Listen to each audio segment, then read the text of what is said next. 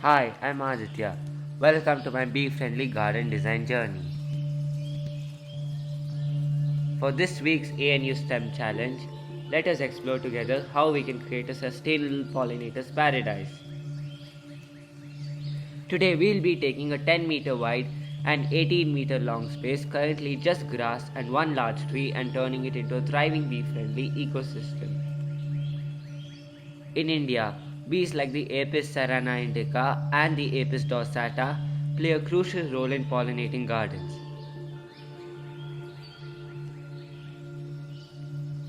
To support these bees, we need to select plants that match their preferences. We will add plants in wide open spaces that have flowers with open shapes, rich colors, and plentiful nectar and pollen. In addition, we want to ensure that the bloom time is spread across seasons, providing food for the bees year round. First, let's take a look at the garden layout. We will divide the garden into three main sections: a sunny front area, a partially shaded middle section, and a shaded back section under the large existing tree. This layout allows us to plant species according to their sun and shade needs, creating a balance that benefits both plants and bees.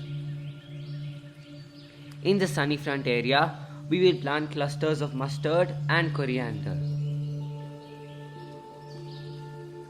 Both plants thrive in sunlight and are loved by the Indian honeybees for their rich nectar.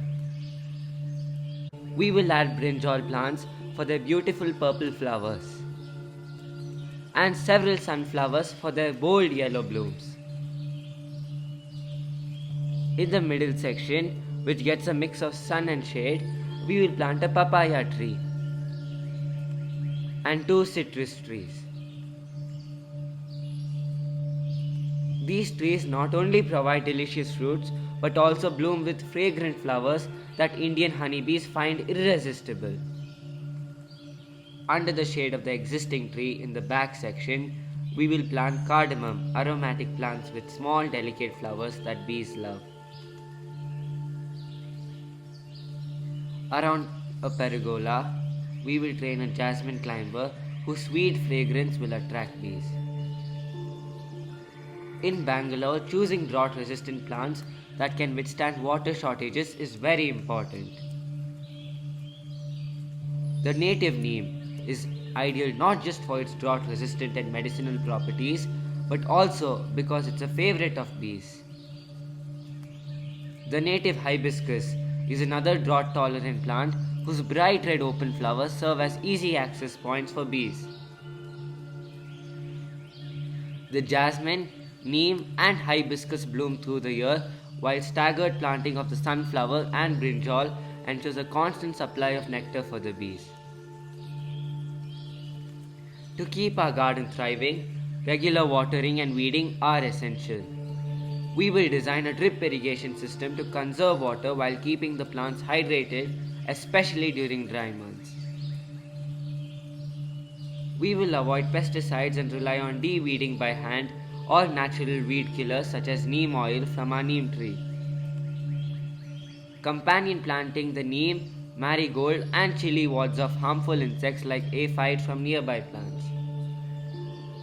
Regular composting will provide the nutrients our plants need to stay healthy in a sustainable manner. Now let's add some extra touches to make our garden truly bee-friendly and inviting.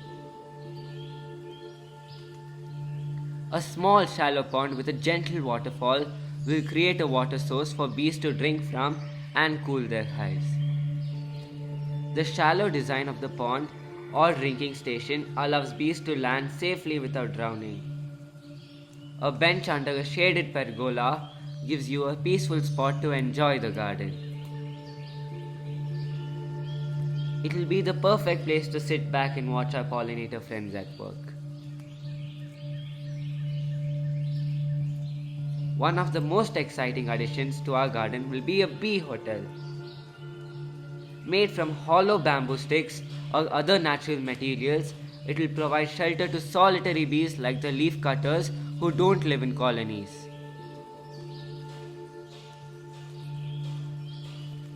And there you have it, a thriving, sustainable, bee friendly garden designed with the honeybee in mind.